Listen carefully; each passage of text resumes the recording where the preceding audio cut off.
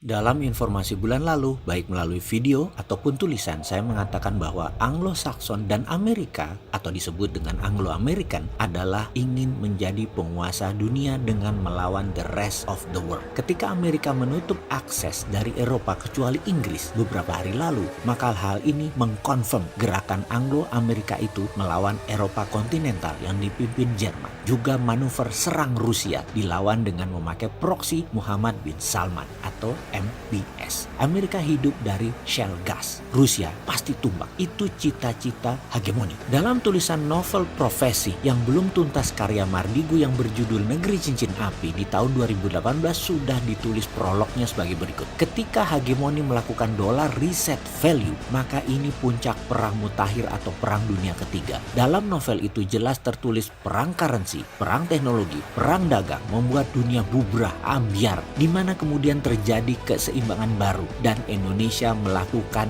dalam tanda petik menyalip di tikungan. Apa yang Indonesia lakukan sebelum semua hal ini terjadi? Sebelum kita ke sana, kita jelaskan dulu apa yang terjadi saat ini. Ini bukan analisa, ini fakta. Apa yang terjadi sudah terjadi dan dengan mudah kita menebak apa yang akan terjadi. Kenal dengan istilah political tightening? Oke, kalau bertanya kepada sahabat mungkin sedikit yang tahu karena kita masyarakat sudah sibuk di dalam mencari sesuap nasi, menutupi ongkos harian dan mengurusi keluarga. Tetapi para pejabat negara pasti tahu dong apa itu political tightening. Apa nggak tahu? Belum ikut Lemhanas ya? Kok bisa jadi pejabat ya? Yo wis lah, kita lanjutkan. Males ngurusi beginian. Yang penting sudah duduk di kursi pejabat. Aman wis. Kita bisa memahami political tightening ketika kita memahami geopolitik tightening dunia di bawah hegemoni. Hegemoni itu political tightening. Saat ini hegemoni itu adalah Anglo-American dengan political tighteningnya adalah para aliansi negara politik seperti negara-negara yang menjadi mitra mereka. Jepang, Korea Selatan, Singapura, Australia, Arab Saudi, India, Vietnam adalah sebagian dari aliansi hegemoni.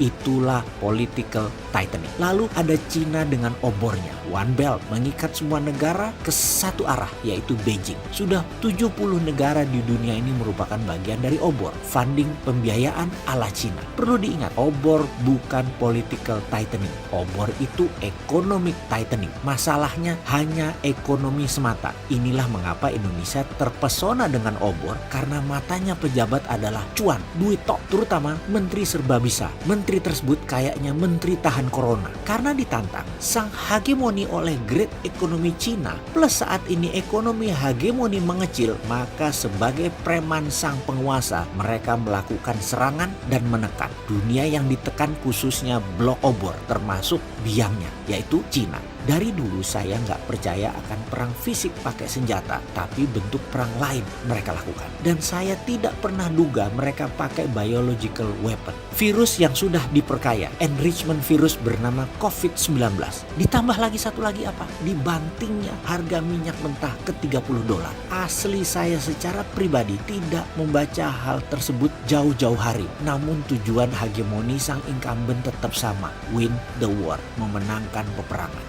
Strategi hegemoni itu sudah basah yang mandi sekalian. Ini yang dilakukan Trump sekarang. Jadi saya pernah mengatakan dalam video yang lalu, saya memilih Bernie Sanders jadi presiden Amerika jauh-jauh hari. Saya nggak suka Trump. Namun Trump yang ingin berkuasa tersebut tidak ingin melawan Bernie. Bisa batal strategi kaum Zabatai mengendalikan dunia melalui Trump. Trump tetap ingin menang dan dia memilih lawan demokratnya adalah Joe Biden. Wapres Obama dulu yang menurut Trump lebih gampang dikalahi. Jadi memenangkan perang sebelum pemilihan presiden Amerika jadi agenda Trump dan Partai Republik. Cina dan aliansi teman-teman Cina sebelum Oktober 2020 harus tumbang. Ini sadis sekali. Tapi itulah strategi hegemoni. Karena hegemoni sesungguhnya adalah penganut MMT, printing money. Dan printing money yang paling efektif adalah kalau bunga bank 0%. Dan ketika kemarin diumumkan suku bunga Fed mendekati 0, inilah kode seperti yang ditulis dalam buku pegangan kaum MMT, The Economist at War. Printing money sebagai dollar new value. Dollar reset value ini akan mengakibatkan yang pegang dolar lama siap-siap miskin kalian. Wahai pemimpin yang populer, susah bener ya percaya sama saran kita warga negara NKRI garis lucu ini, yaitu print rupiah biru berdasarkan project. Kelar masalahnya. Tidak bergantung Cina, tidak bergantung Amerika. Ampun deh lo.